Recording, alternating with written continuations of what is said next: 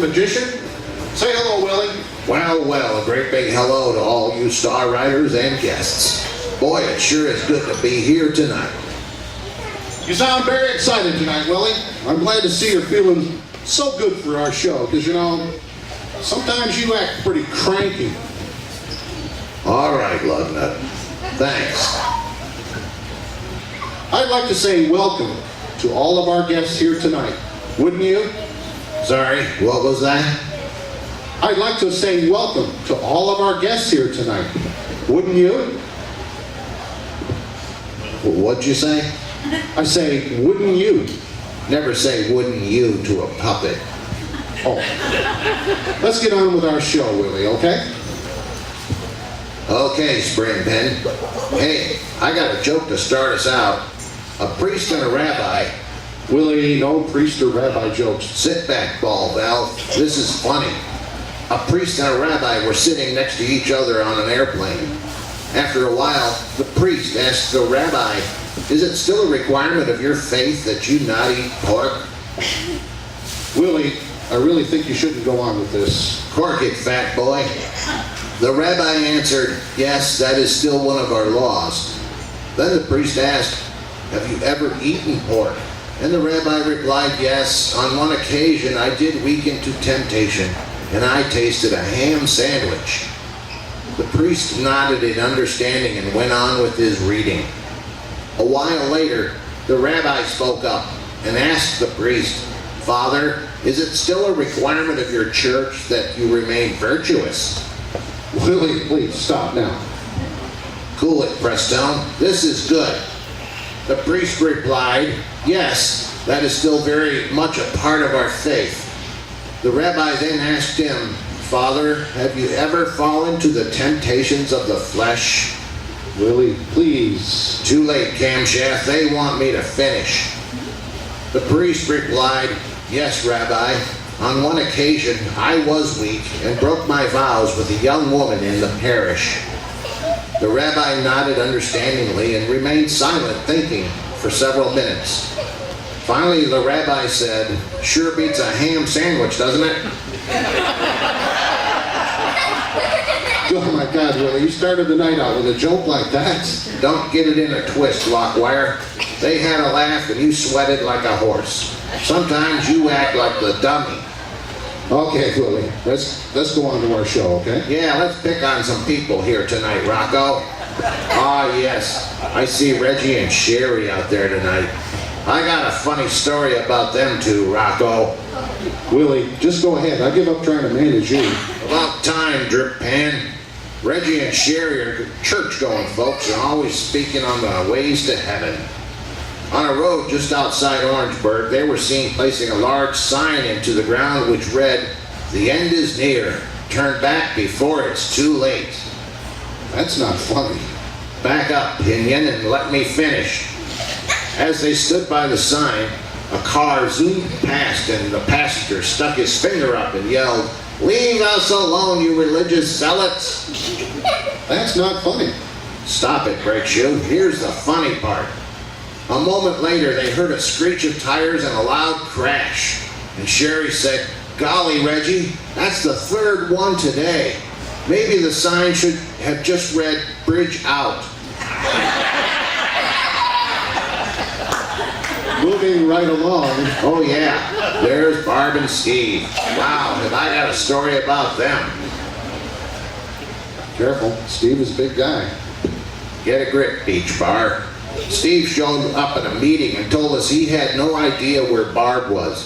Didn't even know she was gone. Yeah, that was funny. How do you lose a wife? I bet every husband in here wants that answer. So, anyways, I talked to Steve about it. Steve and Barb are trying to breed bulldogs, but their prized male can't, it doesn't, Oh, no. Don't worry, Hexnut. I got this from Steve himself. Their prized male dog wasn't breeding with any of the females, so Barb had gone to some mysterious vet up in the mountains to find a cure. He gave Barb a bottle of greenish tablets to give to the male dog. Willie, why do you always... Chill, Freeze Plug. So, They gave the dog 1 tablet a day. And within a week, the male dog had serviced all the females and even broken through the fence to service the entire neighborhood. You're making this up, aren't you, Willie? It's all true, Whitewall, all true. So I asked Steve what was in those tablets, and he said, I don't know, but they taste kind of like peppermint. That's a true story, huh? So what else do you know? Oh, I do know things, Sparkplug. I know some things about Bob Groves. He wants to lead a ride to the dark side. The dark side? What does he mean by that? I'll tell you what he meant, Wristbin. A ride to the dark side means that everyone has to turn off their headlights. Oh, that's so mean, Willie. I know more, Leaf Spring. Ken Stokes, you out there? Yeah, our own Captain Midnight. Rides pretty good going forward, but backed into a trailer. Scratched up the bike real good. Yeah, but have you seen the great flag he had painted on that? Sure did, Bug Juice. If you covered the scratches on your bike like that, you'd look like Flag Day at George Bush's house. Okay, so you got stories on me now, huh? I got stories on everyone, Aesop. Hey, Mike Griswold. Thought I missed you. I know that you went to the Southeastern barbecue. Went to dinner at Olive Garden one night, didn't ya? Sounds normal to me, Willie. Keep listening, Marconi. So, Mike, you ordered a salad for dinner, didn't ya? Where's this going, Willie? Stay put, Kickstand. You ordered a salad and it wound up in your lap, didn't it? And what happened next, Mike? Shall I tell him? Huh? Willie, this might be embarrassing. Don't blush, Break Light. This is all true, and he was plenty embarrassed. So there he was with his lap full of salad, wanting to curse the whole joint out. So what did he do? Here's the bullet, Winchester. He was starting to stand up when someone yelled out, "Good thing you didn't order soup." Broke the place up. Well, okay, that's a charming story, Willie. Charming? I don't get paid to be charming, Prince. I see Patrick is here tonight. You all know what happened to Patrick at Jam and Leather? Talk about embarrassing. Oh, Willie, I didn't hear this story.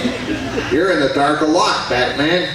Well, Patrick can't go to Jam and Leather for a while. He had a pretty bad time there. What could go wrong at a leather shop? Let me tell you, Rawhide, he's buying some really nice gloves for cold weather, but falls in love with the sales lady. Willie, he didn't really fall in love, did he? Rocko, he had lust in his heart, and he was sure that she did too. He was a motorcycle with a full rake. He chatted up the sales lady using full bandit power. He believed he had it made too.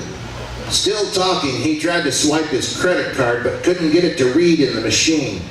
He fumbled around, turning the card every which way, but couldn't get the card in correctly. The sales lady looked at him and, trying to help him swipe the card, said, "Strip down, facing me." And that's just what he did. You mean, Yep, buck naked. Never had to pay for the gloves. Willie, you make up so many stories. Okay, Aesop, here's another one you'll love. Let me find Deb and Ken. Yeah, I see them. Well, back up, Foglight. We've all seen Deb and Ken riding two up a few times this year, and they look good doing it. Well, Ken told me that sometimes when Debbie is on the back that she tries to steer the bike by pushing her knees into his hips. Yeah, I think I saw that in a post or something. Slow down, Vaporlock. I'm telling a story here. Anyway, that's as far as it went until I was talking to Debbie about it. She said, "Steering the bike? Why, that dumb Swede. I was giving him hints." Now, that's funny. Thanks, Boss Hog. I see Lee here tonight. Good evening, sweet lady. You know, it wouldn't be right without a story about dear Lee. You even got a story about Lee? How could you? Cut it, Chuck Blake. Lee knows this is true. Lee, dear angel, has a voice that songbirds envy. She sings in church and is often asked to sing at the graveside of dear friends. Beautiful hymns. Peace in the Valley, the old rugged cross. The Angel for 124. Sure enough, exhaust pipe. One time, she had trouble with directions to the cemetery. It was somewhere past Andrews, and she was running late. When she finally arrived, she saw the funeral man was still there, but the hearse and all the people were gone. She looked down into the grave and saw the cover was on the vault, and the men were ready to begin shoveling. Willie, this sounds like kind of a sad story. Can it, Alpo? We ain't done yet. Lee looked down at the vault and began to sing, quietly at first. Soon, the workmen put down their shovels and listened. Lee, now with all her might, went on passionately singing her hymn. By the end, Lee and the workers were all weeping. Willie, this story is beautiful. Not so fast, Speed Trap. Lee was filled with joy as she walked to her car. As she turned for one last look, she heard one man say, "I've never seen anything like that before, and I've been putting in septic tanks for 20 years." Willie, where do you find these stories? Does it matter, really?